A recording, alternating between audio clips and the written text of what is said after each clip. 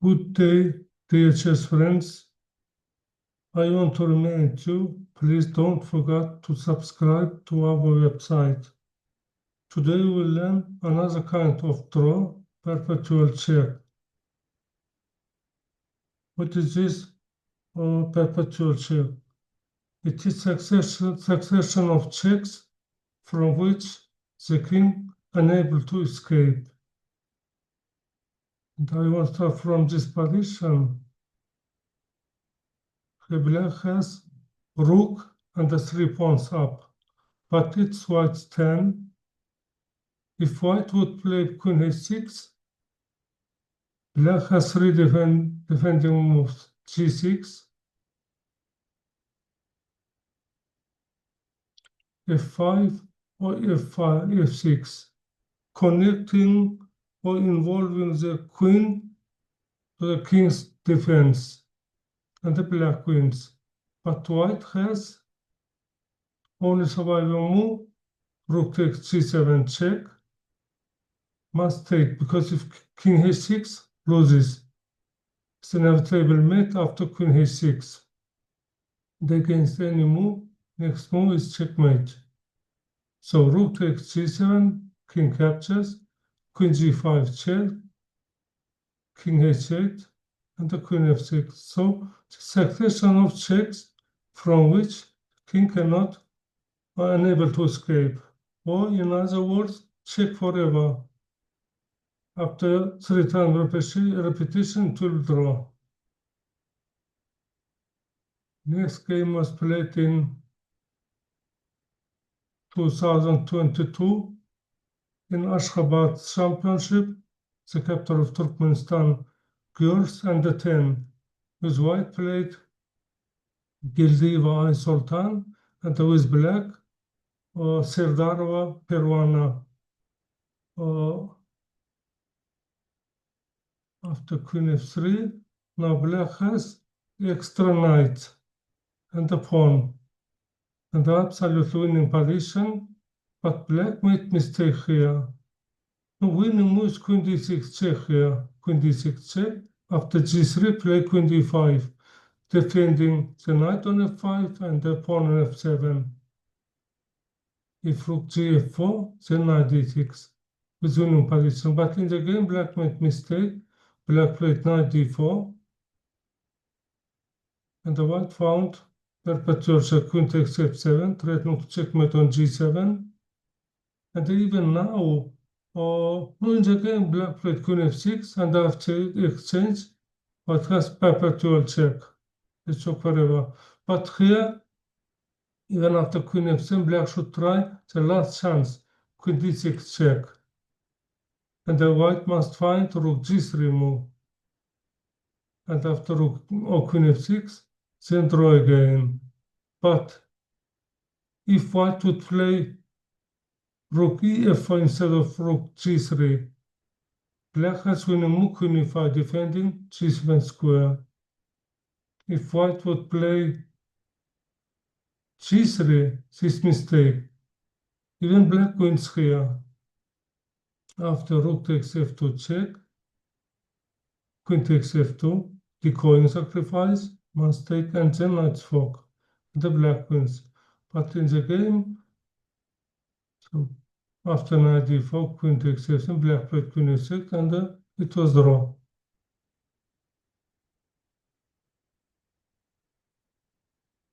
Next game was played in 1985 in Moscow World Championship match, 10th game. Karpov is white, Kasparov is black.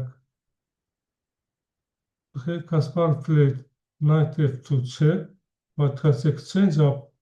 Black has compensation 1 pawn. So Kasparov played knight f2 check. Rook f2 is big mistake because checkmate on first rank. So white played king g1. Black played knight h3 check. Again, white cannot accept this sacrifice because queen b6 check. And in the end game, black has extra pawn.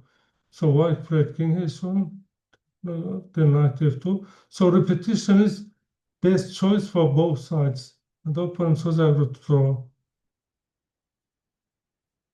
Next game was played between Kuksma and the Konstantinopolsky in 1968 in correspondence game. White has exchange up, but black has his defending move, only defending move. Rook d5 blocking, h1 a8 diagonal. Now, if white would accept the sacrifice, black has his move, knight f3 check, must take, and then perpetual check, and draw. So in the game, white played rook takes d2, rook takes d2, now winning one more pawn, but now black has another kind of perpetual check, sacrificing his rook, and then queen is checking on c1 h6 diagonal, and the white king cannot escape from this succession of checks. So draw. This game was played in 2017 in Ashgabat, with white played Recep Tavandurdi and with black Gelif Atamurat. Actually, black's position is better. Black has extra pawn, so black should play queen d8, transferring the queen to the queen side. And if, for example, rook bf1, queen a5. So black's position is almost winning. But in the game, black blundered after g6, rook g5. Now black should take with f pawn, but black blundered and captured with h pawn. And the white has unexpected stroke. Rook takes b7 check. Must take, because if king 8, black is losing rook and the queen. So black captured, queen takes h8. And after very long game, very long play, this position, white missed it first time win. Winning moves queen g7. After king d8, bishop a4 check, or bishop a4, if rook a2 check, king d3, and then white checkmates black's king. White misses this win. Then white plays bishop a4 check, king f8. Now, the last time white makes mistake, missing win. The winning move is here, queen a7. After a2, check, bishop e8, then queen g8. So now white can capture this pawn and the winning. In the game, white played bishop d7, this decisive mistake. So black plays a2, bishop e6. So white's plan is checkmate on f7. But now, of course, king e8 is losing move, because white has two ways for checkmating two. Queen d7 at first or queen f7 at first, no difference. And next move, queen d7 checkmate. So the game, after bishop e6, black has this move, rook e1 check, king d2, rook d1.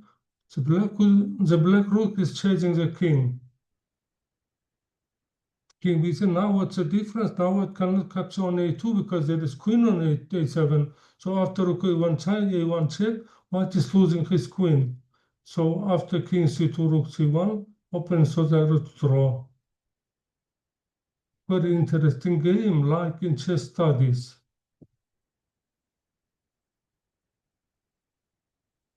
And these positions from the game, Nikolai Lyoki against Kalle Kik, Kalle 1985.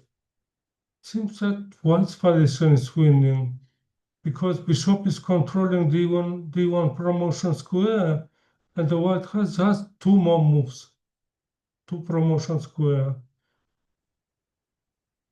But black has it defending only move, d1 queen.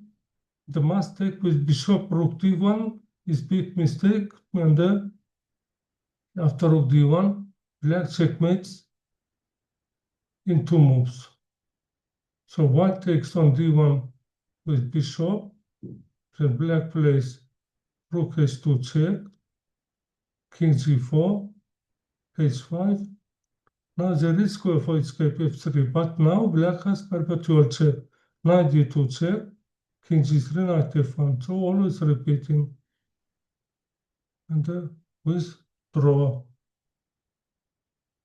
Dear chess friends, please don't forget to subscribe to our website.